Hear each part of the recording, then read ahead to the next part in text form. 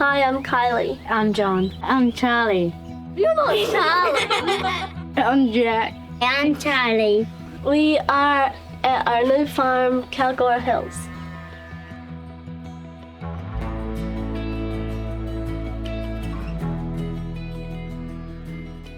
My name's Michael Woodward, my wife Susie. We farm the southern end of Otorohanga, 170 hectares, about 150 effective. We're milking 300 cows once a day, but we also run around 200 Angora goats, as well as a handful of bulls and all of our young stock. We've got 4 young children, 13 down to 6 years of age, and they all help us out on the farm.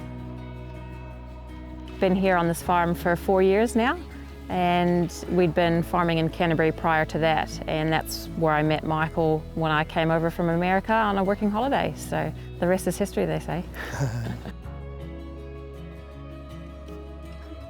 So when we moved up from Canterbury, one of the big challenges or the big differences is that irrigation is key down there for consistency. And up here, obviously, we had to deal with Mother Nature, which she wasn't too kind to us the first year. She dealt us up with a drought. So we learned pretty quickly that we have to find new ways other than just turning on water to run the farm effectively. I think if we hadn't sort of adapted quickly that first season, we'd probably be back down in Canterbury now, with our tail between our legs.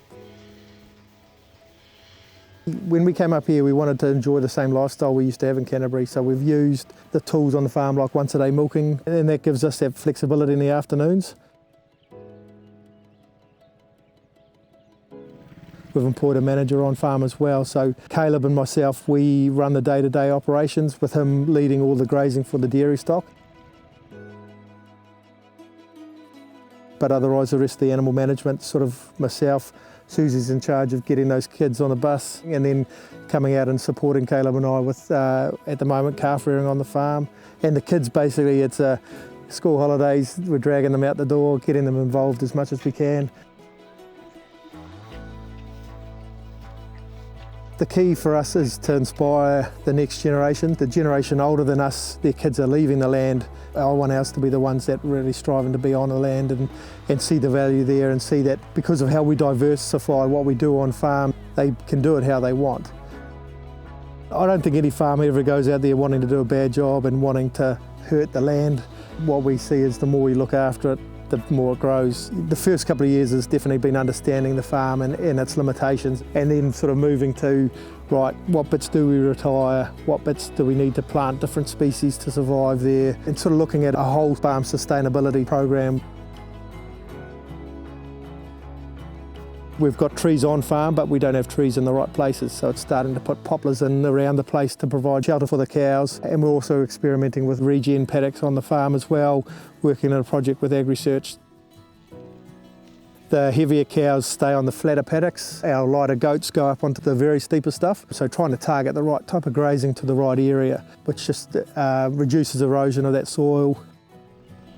When we were having droughts up here in the Waikato, it wasn't so great for the cows, but it was actually really good on the goats, and we grew some amazing fibre. They're really complementary with the cows, and that's what we like about them. The beauty with the goats and the cows is they share different bugs, and so they basically clean up each other's messes as they go around, and that helps reduce the worm burden on both stock types. With the lighter footprint of the goats as well, where they are grazing together, they encourage more tillering of the grass. It's a much denser sward once the goats have sort of gone and cleaned it off, just because they're not putting the pressure on those plants themselves. We built a warehouse to class mohair fibre in. We now take in around 60% of the country's fibre. That allows us to employ a labour unit onto the farming side and make sure that we can invest enough time across all the different areas of our business. A goat on average clips between 2 to 2.5 kilograms of fibre. The animals are shorn twice a year, generally bringing in between $100 to $150 worth of income per animal off your fibre alone, and then around about an $80 carcass. The returns are very similar to sheep, but it's still that price coming from the fibre and the meat itself, not just all from the one side, which is where we're sort of heading at the moment. New Zealand at the moment could easily double supply and not oversupply. We monitor our greenhouse gas position on Overseer, so we get our farm modelled up every year. In the past, it's always been chasing our nitrogen leaching numbers, and so that's been the key focus, so reducing the amount of spread, which ultimately still falls into some of our greenhouse gas emissions. In terms of the direct sort of methane and carbon side of the farming, it's probably more understanding where the trees come into it, where some of the planting come into it.